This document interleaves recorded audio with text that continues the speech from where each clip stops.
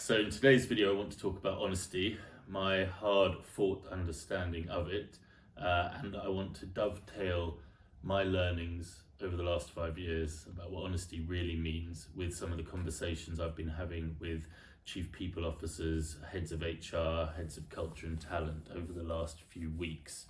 But I think the best place to start would be what I thought honesty was, and what I think probably most people feel honesty is, certainly what we were generally taught at school or in life, that it just means not lying, not stealing.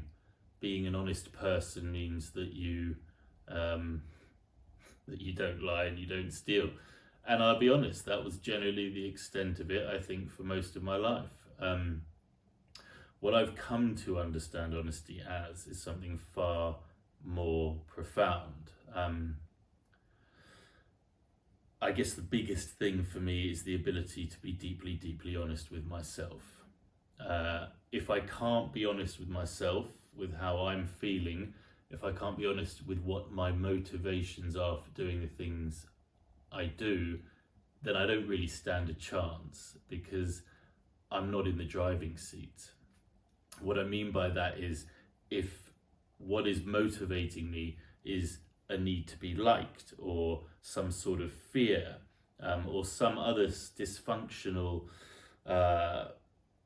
driving force, then chances are I'm going to cause problems for myself. I'm going to cause conflict, and I'm going to cause stress and fear and anger.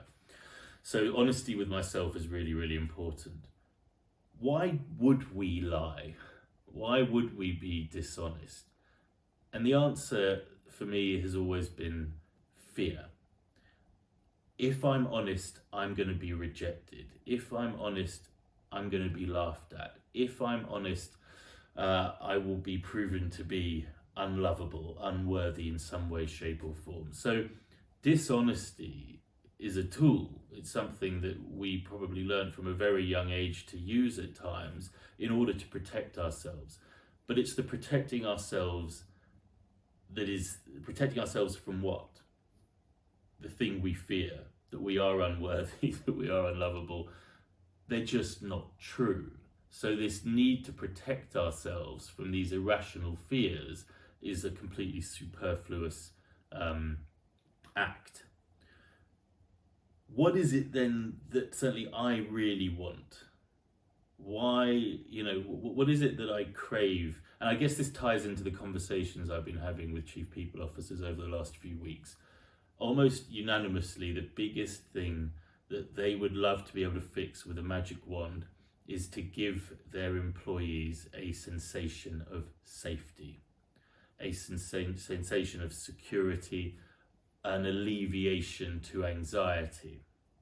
And one of the biggest problems that has been coming out around this is that it's very hard to create the space where team members, employees, can be deeply, deeply honest with HR, with their team leaders, with their superiors, because they're not being, or don't feel they can be honest because of this fear. It means that they can't really be served properly by the people in charge. So with safety being a thing, and honesty being the route to safety, how does all of that dovetail in what I've been saying? And it's about vulnerability. If I can be really, really honest with myself and acknowledge that perhaps I'm in fear, and I can have the bravery to share that vulnerability, that honesty with someone else, that person then has the opportunity to hold that, and then to express perhaps some vulnerability, some honest vulnerability back. What I've found over the last 5 years of practicing this stuff is that whether it be in a romantic relationship or within a working dynamic or with clients, if I'm deeply honest, even with something that I'm afraid to share, nearly every single time it is received with humanity, because I've shown a very human side of myself. I have shown a vulnerable side of myself. I have trusted that other human being with my vulnerability. And there's something very powerful that happens when I do that, because the other human being sees me and feels obliged to either hold that space or to share back vulnerably. What's happening in that moment? Trust. And what is the definition of trust? The definition of trust for me is feeling held by another, feeling safe. And so this is what I was attempting to loop back into, is that honesty, deep self-honesty, deep expression of honesty with others is what incubates trust. And with trust comes safety. And in that space, anything is possible. Any problem can be solved.